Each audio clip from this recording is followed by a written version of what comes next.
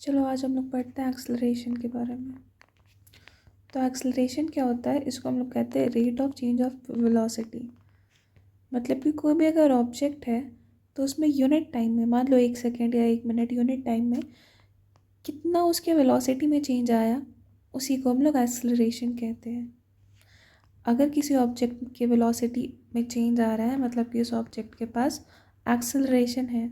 या ऐसे समझो, अगर मैं बोलूँ कि इस ऑब्जेक्ट के पास एक्सेलरेशन है मतलब कि उसके वेलोसिटी में चेंज आया है, यानी कि अगर वेलोसिटी कांस्टेंट हो जाए तो एक्सेलरेशन ज़ीरो होगा।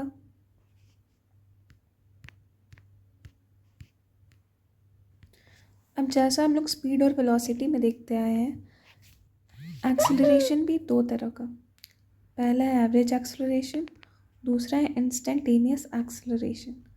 एवरेज एक्सेलरेशन मतलब कि total change in velocity upon total time taken. इसको रिप्रेजेंट करेंगे D V vector upon delta T, यानी कि V final minus V initial upon T final minus T initial. वही इंस्टेंटेनियस एक्सेलरेशन का बात करें तो ये हो जाएगा change in velocity of a body at a given instant. मतलब कि यहाँ पे पर्टिकुलर इंस्टेंट में पूछा जाएगा, जैसे 2 सेकंड में बताओ बॉडी के वेलोसिटी में क्या चेंज आया, तो वो हो जाएगा इंस्टेंटेनियस एक्सेलरेशन। इसको रिप्रेजेंट करेंगे हम लोग D V by D T से। यहाँ पे एक चीज़ समझो, D V by D T मतलब कि डिफ्रेंसिएशन ऑफ वेलोसिटी अगर हम लोग टाइम के रिस्पेक्ट में करें तो हमें क्या मिल जाएगा, एक्सेलरेशन मिल जाएगा। देखो एक्सेलरेशन का जो यूनिट होता है ना, वो होता है मीटर पर सेकेंड स्क्वायर।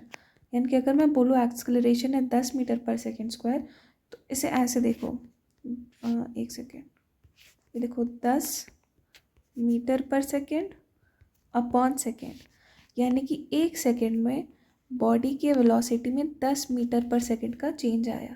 ठीक है,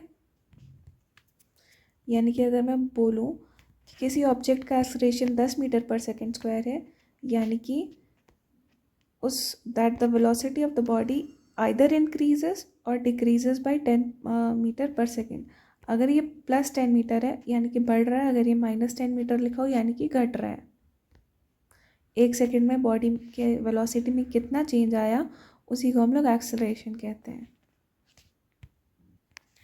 अब देखो यहीं पे नोट करके एक बात लिखा हुआ है, यहाँ पे ये देखो, अगर हम लोग वेलोसिटी को डिफरेंशिएट कर देते हैं टाइम के रिस्पेक्ट में तो हमें क्या मिलता है, इंस्टेंटेनियस एक्सेलरेशन।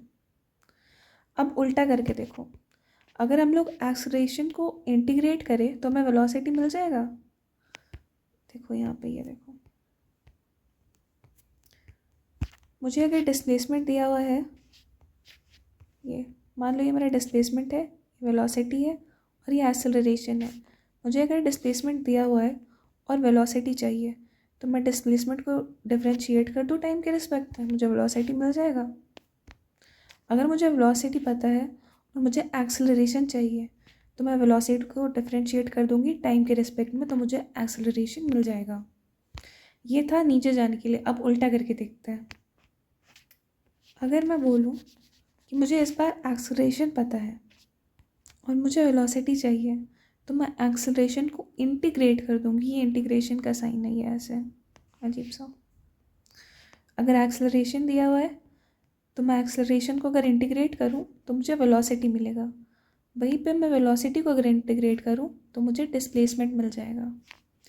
यानी कि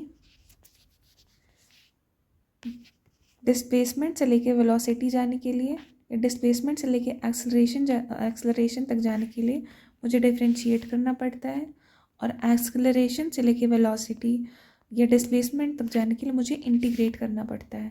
ठीक है, देखो यही बात यहाँ नोट करके लिखी हुई है।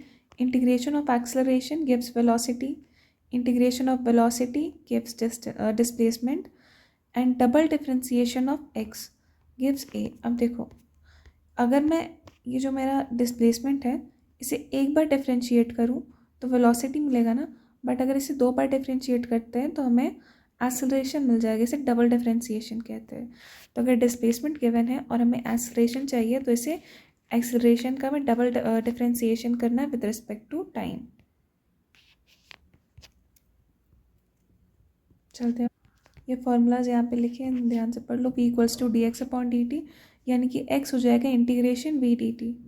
b equals to D S upon D T, यानी कि s हो जाएगा इंटीग्रेशन v डी टी। देखो यहाँ वेक्टर साइन नहीं है तो ये स्पीड की बात हो रही है, ठीक है। और वेक्टर साइन लग जाए तो वेलोसिटी, एक्सेलरेशन में वेलोसिटी को हम लोग डिफरेंशिएट करते हैं टाइम के रिस्पेक्ट में। तो वेलोसिटी अगर हमें निकालना है तो एक्सेलरेशन को इंटीग्रेट कर देंगे टाइम के साथ, ठीक है। अब बात करते हैं डायरेक्शन ऑफ एक्सेलरेशन। तो एक्सेलरेशन का डायरेक्शन उधर होगा जिधर चेंज इन वेलोसिटी का डायरेक्शन होगा, वेलोसिटी नहीं, चेंज इन वेलोसिटी, यानी कि v2 माइनस v1। कुछ और इम्पॉर्टेंट चीज़ें यहाँ पे लिखी हुई, जैसे देखो वेलोसिटी का वो जो साइन होता है ना वो हमें बताता है डायरेक्शन। मान लो मेरा वेलोसिटी पॉजिटिव है तो मुझे पता चलेगा कि जो मेरा ऑब्जेक्ट है ना वो पॉजिटिव x डायरेक्शन में मूव कर रहा है या पॉजिटिव y डायरेक्शन में मूव कर रहा है। अगर मैं बोलूँ वेलोसिटी नेगेटिव में है, यानी कि वो नेगेटिव x एक्सिस या नेगेटिव y एक्सिस में मूव कर रहा है, तो जो वेलोसिटी का साइन है ना वो हमें डायरेक्शन बताएगा। और वही डिस्प्लेसमेंट का जो साइन है वो बताता है पोजीशन ऑफ ऑब्जेक्ट। मतलब अगर डिस्प्लेसमेंट मेरा पॉजिटिव है तो बताएगा ओरिजिन से ऑब्जेक्ट कितना आगे है, नेगेटिव है तो ओरिजिन से कितना पीछे है। डिस्प्लेसमेंट का जो साइन है ना वो बताता है, या डिस्प्लेसमेंट बेसिकली साइन, प्रॉपर जो डिस्प्लेसमेंट होता है ना ऑब्जेक्ट का वो बताता है ऑब्जेक्ट की पोजीशन क्या है। एंड जो साइन ऑफ वेलोसिटी वो बताता है डायरेक्शन। अब देखो अगर मुझे कोई ऑब्जेक्ट दिया हुआ है और उसकी वेलोसिटी का और एक्सेलरेशन का डायरेक्शन सेम हो, चाहे वो पॉजिटिव एक्स एक्सिस में हो या नेगेटिव एक्सिस में हो, अगर वेलोसिटी और एक्सेलरेशन का डायरेक्शन सेम है तो स्पीड हमेशा हमेशा बढ़ेगी।